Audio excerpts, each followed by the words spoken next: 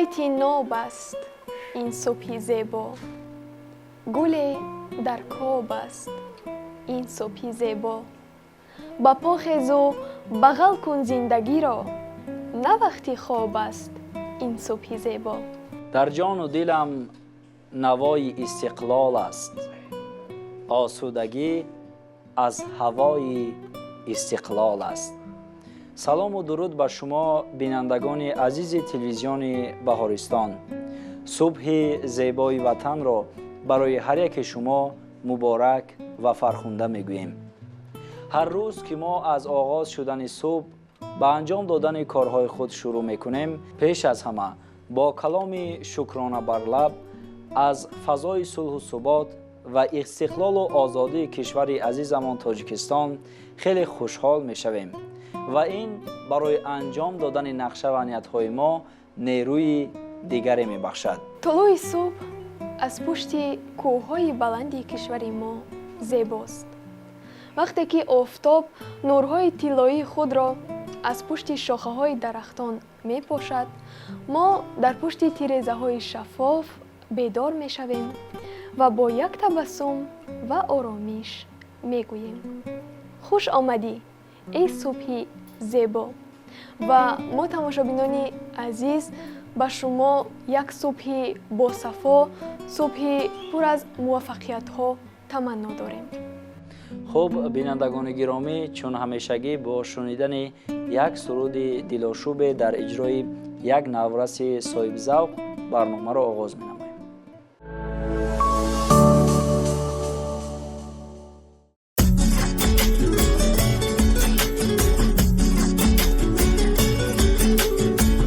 Jackie balani bahoshilina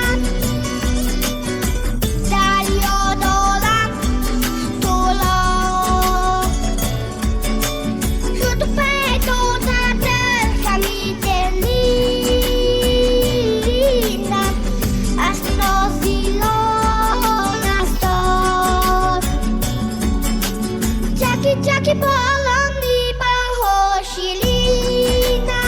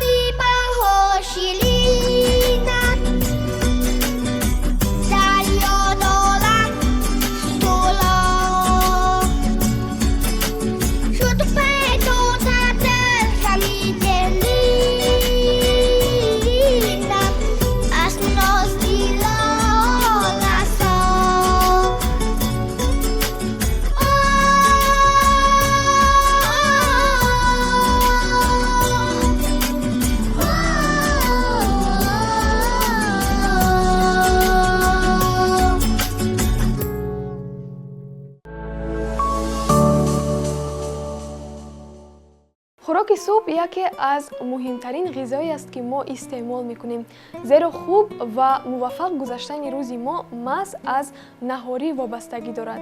وقتی که ما نهاری را استعمال میکنیم، ما خود را هوشیارتر و خوبتر حس میکنیم که البته برای خوبتر انجام دادن کارهای ما مساعدت میکند.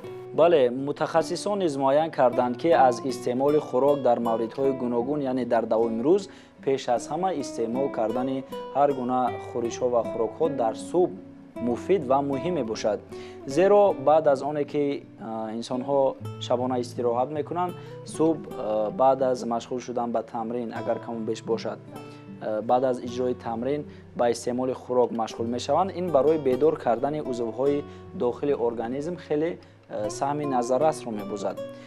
در این مورد باید که انسان البته غذای سالم استعمال نماید، چون که از صبحانه نیز حالت روانی انسان نیز وابسته میباشد. تماشابینان عزیز، برنامه صبحگاه صفای سحر به شما امکانیت می‌دهد که هر روز برای خود صبحانه با مزه و گوناگون آماده سازید. خوب، بیاید این بخش را تماشا میکنیم و آماده کردن یک نوع صبحانه را یاد میگیریم.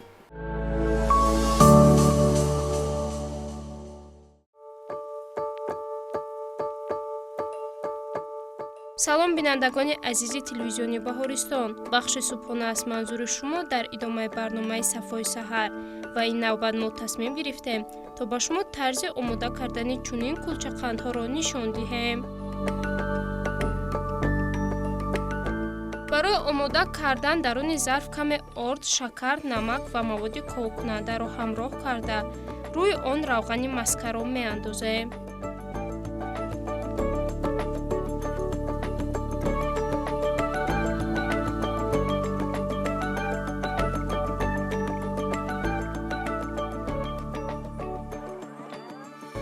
бо даст равған ва ордро якҷо мекунем то аз он чунин гард омода гардад.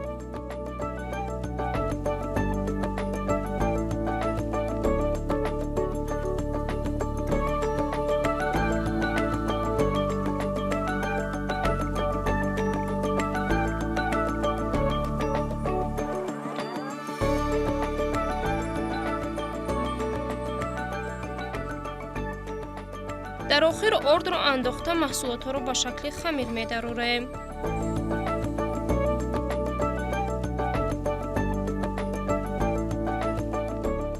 хамири омодагаштаро ба ду қисмат ҷудо мекунем. барои ковок гардидани хамир моро мебояд то онро даруни яхдон ба муддати 40 дақиқа нигоҳ дорем. пас аз 40 дақиқа як қисматро бароварда ба шакли давра тунук мекунем.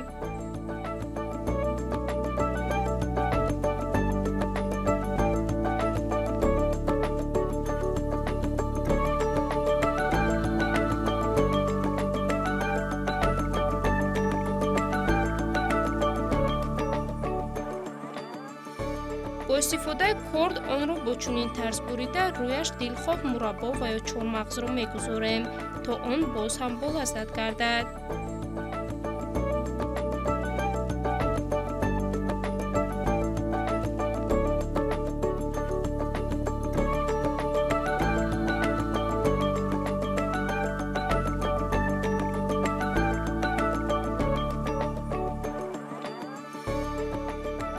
қисматҳоро бо чунин тарз тоб дода рӯи зарфи тафтон мегузорем. кулчақандҳоро даруни тафтон дар ҳарорати 200 дараҷа мепазем.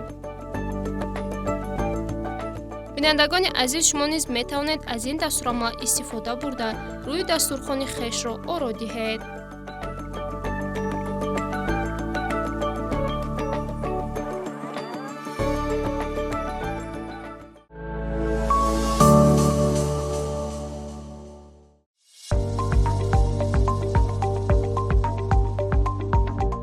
سیوم ایول در مؤسسه دولتی باغ فرهنگ و فراغتی به نام ابوالقاسم فردوسی دور شهری فستیوال یخماس، دوغاب، شربت میوه و آبهای تشنه‌شکن برگزار گردید.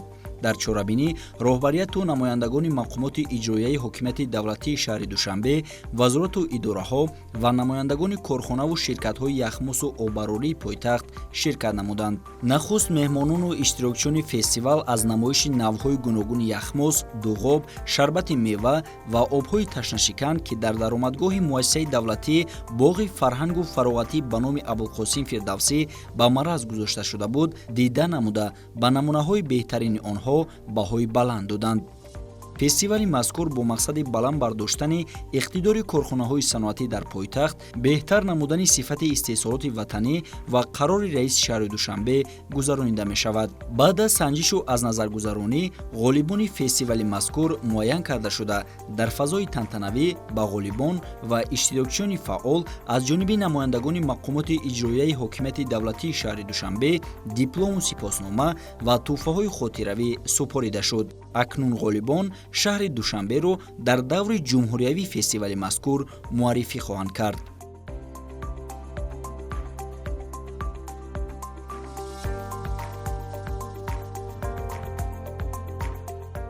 аз рақобат то ғалаба истиқболи математикони навраси сатҳи байналмилалӣ. дар фурудгоҳи байналмилалии шаҳри Душанбе истиқболи ғолибони Олимпиадаи байналмилалии наврасони Балкан аз фани математика сурат гирифт. Дастаи мунтахаби хонандагони Тоҷикистонро, ки дар ин олимпиадаи бонуфузи байналмилалӣ 6 ҷойи намоён бо сертификат ба даст оварданд, роҳбарияти Маркази ҷумҳуриявӣ дарёфт ва рушди истеъдодҳо, роҳбарон ва омӯзгорони муассисаҳои таълимӣ, волидайн ва намояндагони васоити ахбори омма истиқбол намуданд. Ҳамаи иштирокдорон ифтихор аз он намуданд, ки дар натиҷаи тадбирандешии муассири ҳукумати ҷумҳурии Тоҷикистон фанҳои табиатшиносӣ, дақиқ ва риёзӣ ба таври назаррас рушд намуда, хонандагони тоҷик дар арсаи байналмилалӣ рақобатпазир гаштанд.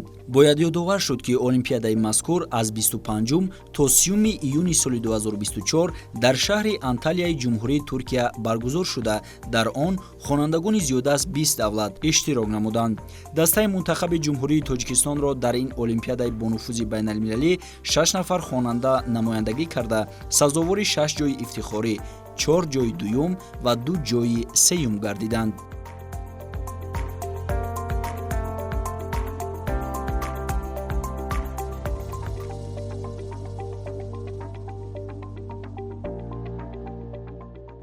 илоҷи воқеа пеш аз вуқӯъ. ҳангоми обозӣ қоидаҳои бехатариро риоя карда, фарзандонатонро беназорат нагузоред.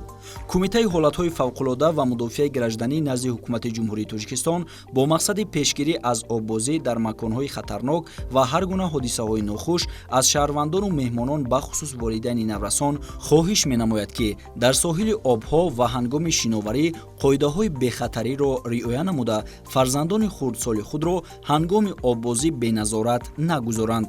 тавре аз Кумитаи ҳолатҳои фавқулода ва мудофиаи гражданӣ иброз доштанд, бо фаро расидани фасли тобистон одамон ба истироҳату фароғат дар соҳили рудхонаҳо, каналҳо, обанборҳо ниёз пайдо мекунанд. Вайрон кардани қоидаҳои бехатарии ҳузур дар махзанҳои об оқибатҳои нохуш дошта метавонад.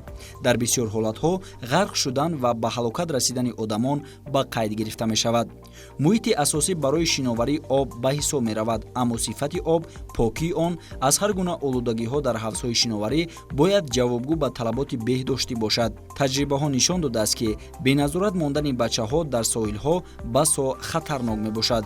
баъзе аз наврасон қоидаҳои асосии обозиро намедонанд, ки оқибати он ба нохушӣ оварда мерасонад. ба иттилои Кумитаи ҳолатҳои фавқулода ва мудофиаи гражданӣ назди ҳукумати ҷумҳурии Тоҷикистон, аксари одамон аз он сабаб дар об ғарқ мешаванд, ки на танҳо хуб шиноварӣ кардан наметавонанд, балки шинокунон дур мераванд ва ногаҳон ба воҳима дода мешаванд, вале боз ҳам ба қувваи худ ба бозгашти солим ба соҳил умед мебанданд. барои пешгирӣ аз ҳодисаҳои нохуши ғарқшавӣ бояд ҳар як нафар масъулият дошта бошад. дар ин мавсим кӯдаконро беназорат нагузоред ва ба онҳо қоидаҳои обозиро омӯзонед.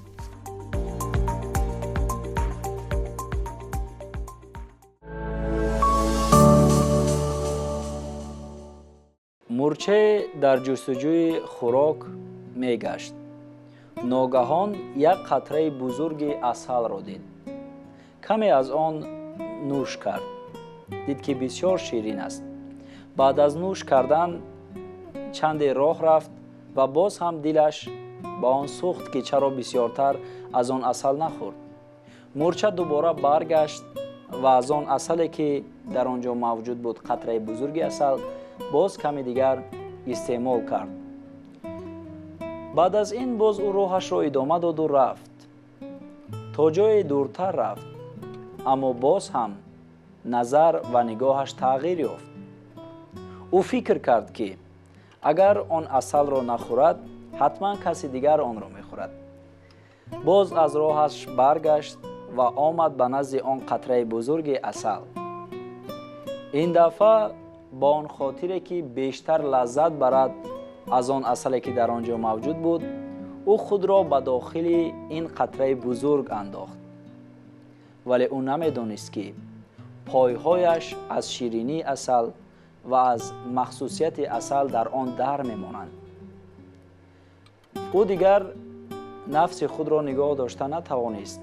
баъд аз чанд лаҳза, албатта дар он маврид ки худро наҷот дода натавонист, дар он қатраи бузурги асал мурча ғарқ шуд. ин аз он шаҳодат медиҳад ки нафси бад дар ҳама маврид балои ҷон аст. бинандагони гиромӣ, мақсад аз ҳикояи номбурда низ ҳамин аст, яъне ҳама кор ва ҳама чиз бо меъёр ва бояд дуруст фикр карда ва анҷом дода шавад. дар ҳақиқат тамошобинони азиз, ҳар гуна ҳикояҳои пандомез хеле зиёд ҳастанд ва мо бояд ба кӯдакон аз хурдсолиашон ин ҳикояҳоро омӯзонем, то ки онҳо ба хондани китобҳо майл пайдо кунанд. дар ҳақиқат хондани китоб зеҳни моро қавӣ мекунад ва мо дар ҳар гуна ҳолатҳо роҳи ҳалли ҳар як мушкилиро ёфта метавонем. салом бинандагони азиз, субҳатон ба хайру шодӣ бошад. бахши ҳикояи рӯз аст манзуратон. имрӯз мехоҳам боз бо як ҳикояи ҷадиде шуморо ошно созам ва аз панду андарсҳои онҳо шуморо воқиф созам. ҳикояи имрӯзаи мо аз бӯстони шайх Саъдии Шерозӣ, шоири барҷастаи форсу тоҷик мебошад. ҳикоя ном гирифтааст марди дарвеш ва мурча. мегӯянд марди дарвеше буд ки гандум меҷуст ва дохили бозор гашт, то ин ки ҳамон гандумеро ки мехоҳад бо нархи дастрас харидорӣ кунад.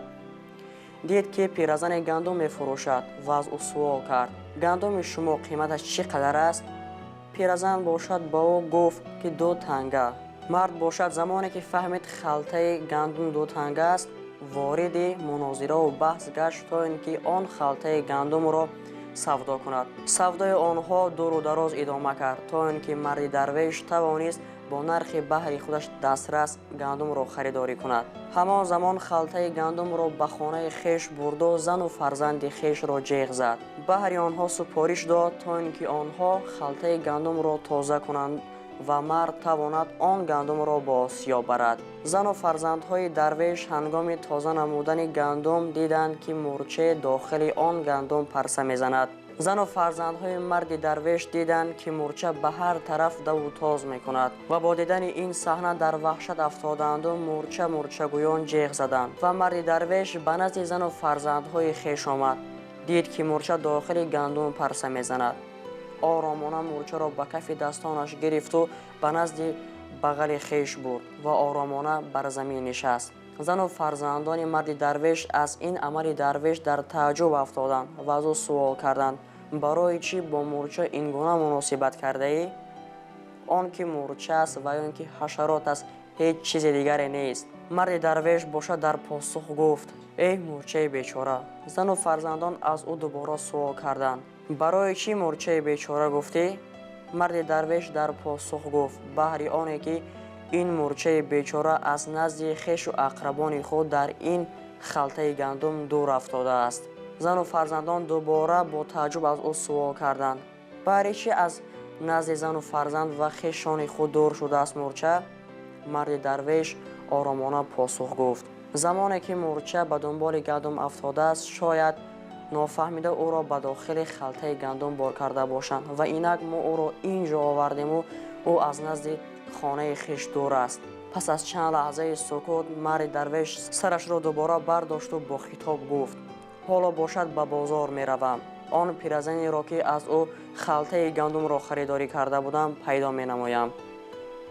зану фарзандон аз ӯ суол карданд агар наёбед чӣ? гуфт ба хонаи он пиразан меравам ва хирмани ӯро ҳатман пайдо мекунаму мурчаро ба он ҷо сар медиҳам, то ин ки ӯ тавонад дубора боз ба назди хешон ва ё ин ки хонаи хеш баргардад. ин буд ҳикояеро ки баъратон нақл кардем. воқеан фикр мекунем аз маънои аслии ин ҳикоя пай бурда бошед. чунон ки дар урфият мегӯянд аз мост ки бар мост. воқеан ҳар амали хайре ки анҷом дода шавад дубора боз ба инсон ба шакли дигаре бармегардад. яъне некӣ кун то ин ки некӣ бинӣ. бояд дарҷ кард ки бинандагони азиз ҳеҷ як ҳикоя ва ҳеҷ як панду ғазал ҳамин гуна эҷод намегарданд. ҳамон нависанда, ҳамон шоир дар ҳикоя ва ин ки ғазали хеш нуқтаеро зикр ва ин ки дарҷ мегардонад, то ин ки шунаванда ва ё ин ки хонанда аз ҳамон камбудӣ, аз ҳамон хатогиҳое ки ҷомеа ва ин ки хеш дорад, замони хондан ва ё шунавидан пай барад. албатта бошад мақсади эҷод гардидани ҳар як гуна ҳикоя, ҳар як гуна ғазалу панду андарсо низ дар ҳамин аст, то ин ки ҷомеа ба иштибоҳи хеш пай барад ва дунболи ислоҳ кардани ҳамон хатогии хеш бошад. хуб бинандагони азиз, бахшҳои дигари барномаи субҳгоҳии Сафои Саҳар идома доранд.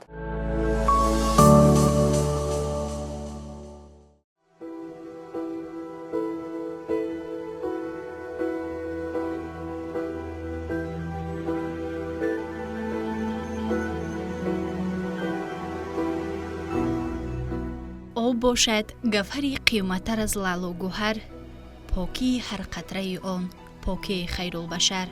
об захираи бузургест ки воқеияти он ҷаҳону зиндагониро таровату зебоӣ ва сарсабзиву озодагӣ мебахшад. инсон бе об зиндагӣ кардан наметавонад. ҳар махлуқе ки дар рӯи замин зиндагӣ мекунанд ба об ниёз доранд. об сарчашмаи рӯшноист. ба воситаи маҳз об имрӯз кишварҳо равшану чароғон ҳастанд. қудрати нотакрори об аст ки имрӯз шаҳрҳо ободу чароғон, боғҳо сарсабзу хӯрам, одамон покизаву хурсанд ҳастанд. вобаста ба афзоиши аҳолӣ дар ҷаҳон талабот ба оби ошомиданӣ низ зиёд гаштааст, вале на ҳамаи давлатҳо имкони таъмини аҳолияшонро бо оби тоза доранд.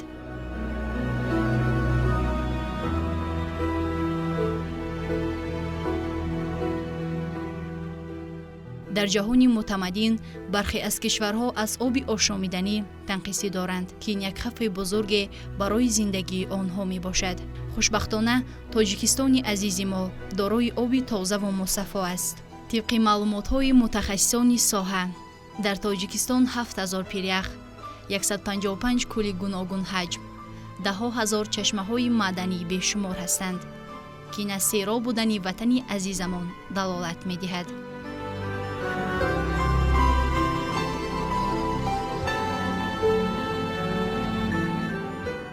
даҳсолаи байналмилалӣ об барои рушди устувор барои солҳои 2018-2028 яке аз ташаббусҳои асосгузори сулҳу ваҳдати миллӣ, пешвои миллат, президенти ҷумҳурии Тоҷикистон муҳтарам Эмомалӣ Раҳмон боз як марҳалаи муҳим дар раванди муттаҳид гардонидани талошҳои дастаҷамъонаи кишварҳои дунё баҳри расидан ба адафҳои рушди устувор вобаста ба об аст.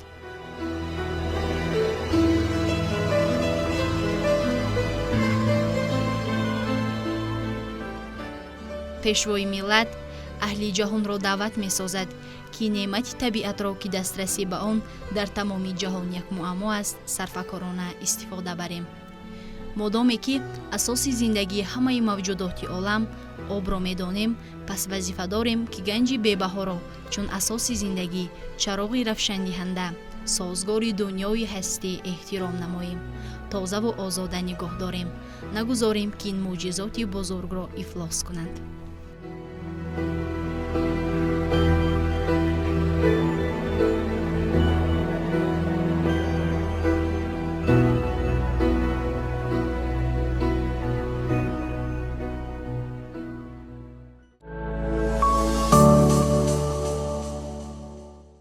одамон истеъдод, шавқ, ҳавас ба анҷом додани корҳои гуногунро доранд.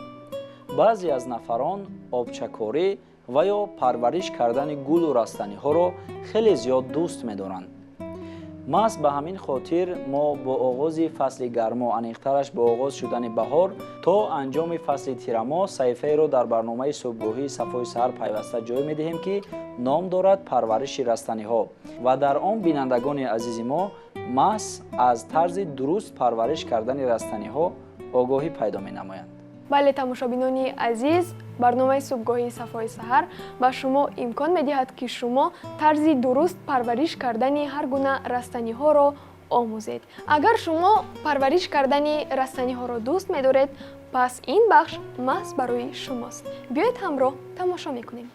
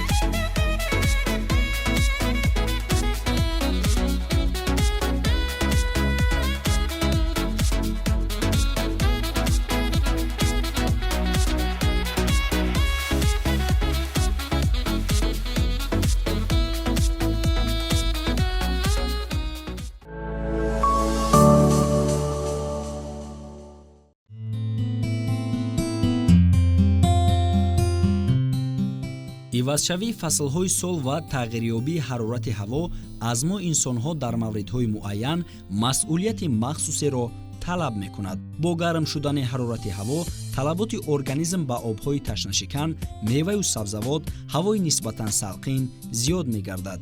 олимон муайян карданд, ки дар ҳавои гарм истеъмоли барзиёди нӯшокиҳои газнок ва ширин эҳтимоли ба вуҷуд омадани бемориҳои гурдаро зиёд мекунад. дар ин мавсим истеъмоли оби тозаи бегаз, меваю сабзавоти тару тоза, дуғоб, шарбатҳои гуногун аз мева ва полизиҳо тавсия дода мешавад. мутахассисон таъкид мекунанд, ки дар як рӯз ҳадди ақал 8 стакан об нӯшидан зарур аст ва дар фасли тобистон ин миқдорро 2-3 стакан зиёд бояд кард. зеро талаботи организм дар тобистон ба об бештар мешавад. тобистон фасли пурфайзу пурбаракат буда, дар он меваю сабзавоти гуногун пухта зеби дастархон мешавад.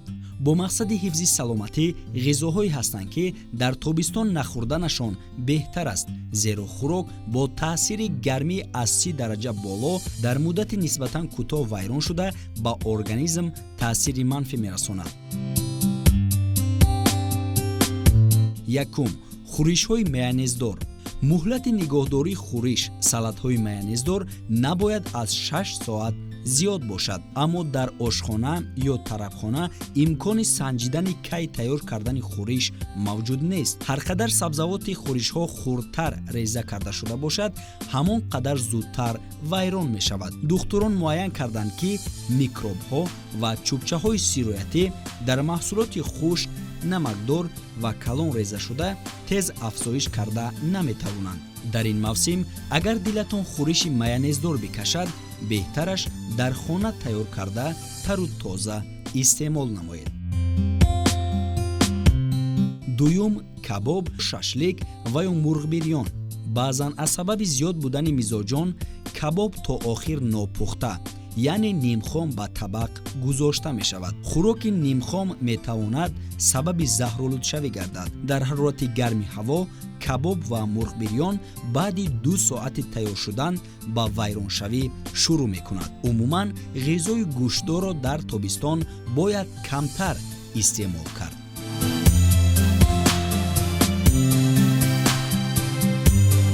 сеюм йогурт ва самбусаву пирожкиҳои гуногун. ба андешаи мутахассисон ҳар дуюмин кӯдаке, ки дар тобистон гирифтори шикамравӣ мешавад, сабабаш истеъмоли зиёди йогурт ё дигар маҳсулоти зудвайроншаванда мебошад. аз ин рӯ чунин маҳсулотро дар хона тайёр карда зуд истеъмол карданаш беҳтар аст. зимни харидани яхмоз низ эҳтиёт бояд шуд. агар он об шуда ба назар намояд ё муҳлати истеъмолаш маълум набошад, беҳтараш нахаред. дар ҳавои гарм маҳсулоти қаннодии кремдорро низ камтар истеъмол намоед, зеро ин гуна маҳсулот низ дар гармӣ тез вайрон мешавад. чорум тухмбирён. тухм яке аз маҳсулоти зудвайроншаванда буда, метавонад боиси бемориҳои шадиди рӯда шавад. фаромӯш накунед, ки пеш аз истеъмол тухмро бо оби гарм шустан лозим аст. шумо аз куҷо медонед, ки дар ошхона, қаҳвахона ва ё тарабхона ин қоидаро риоя мекунанд ё не? аз ин рӯ агар дилатон тухмбирён кашад, худатон қоидаҳои зикршударо риоя карда дар хона тайёр намоед. панҷум моҳӣ. моҳӣ муҳлаташ гузашта яке аз хатарноктарин маҳсулоти ғизоӣ ба ҳисоб меравад. дар ин бобат зарари моҳии баҳрӣ нисбат ба моҳии дарёӣ камтар аст, зеро оби шури баҳр баъзе аз микроорганизмҳои бемориоварро нобуд мекунад. моҳиро низ баъди тайёр шудан ба зудӣ истеъмол кунед, зеро аз сабаби бӯи махсус кардани моҳӣ мумкин аст, ки моҳӣ ба вайроншавӣ оғоз намударо пай набаред. бештар дар фасли тобистон кӯшиш намоед, ки аз хӯрокҳои нисбатан сабук ва табиӣ истеъмол намоед. дар ҳама маврид саломатии худ ва наздиконатонро ҳифз кунед.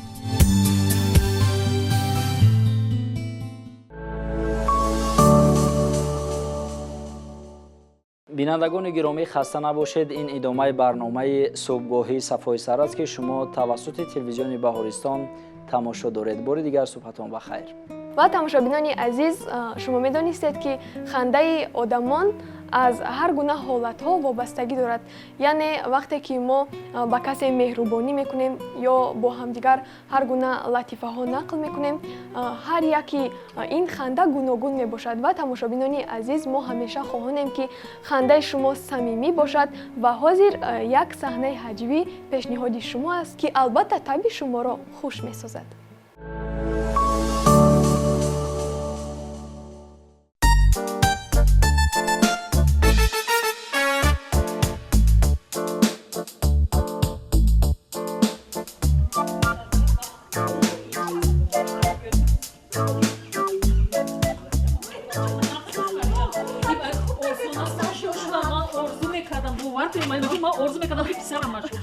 من فخر میکنم چون فخر مانم که یک طلبه من مشغول شد در همین گذاری سلام علیکم پیش داری بازی میبیر شما پیش داری ما جون از اور رحمت شما حرمت کدا اومده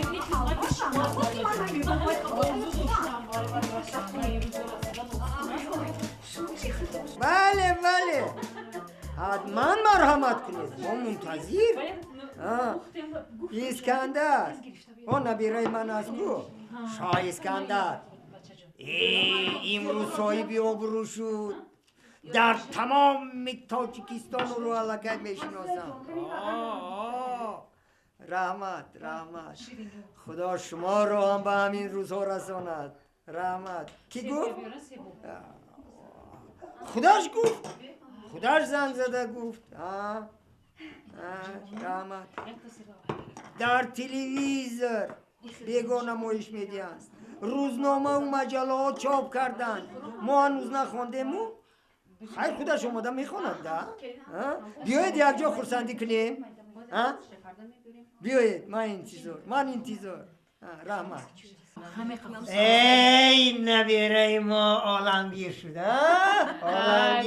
اکنون تمام تاجیکستان رو میشناسد. فهمیده؟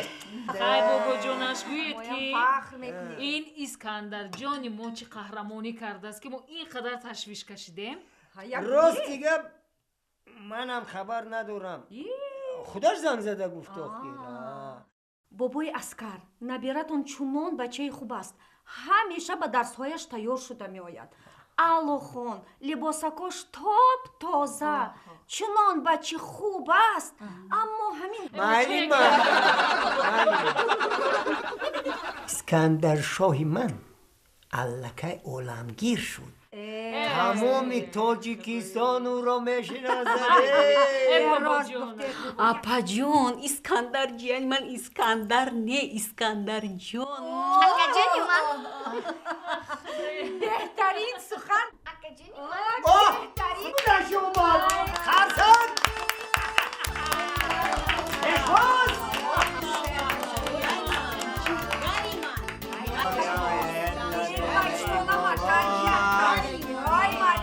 اسکندر خانده تزن. آفرین پوتایان خان تا ما فخر کنیم.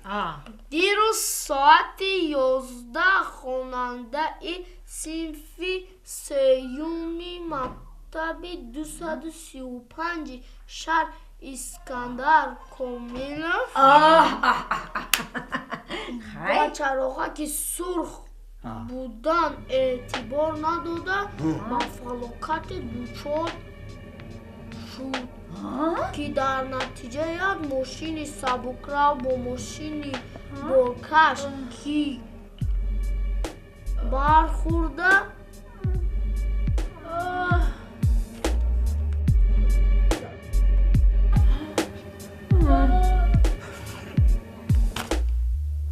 تو نه اسکندری نه شاه اسکندری نه اسکندر شاهی، تو اسکندری شاخ داری.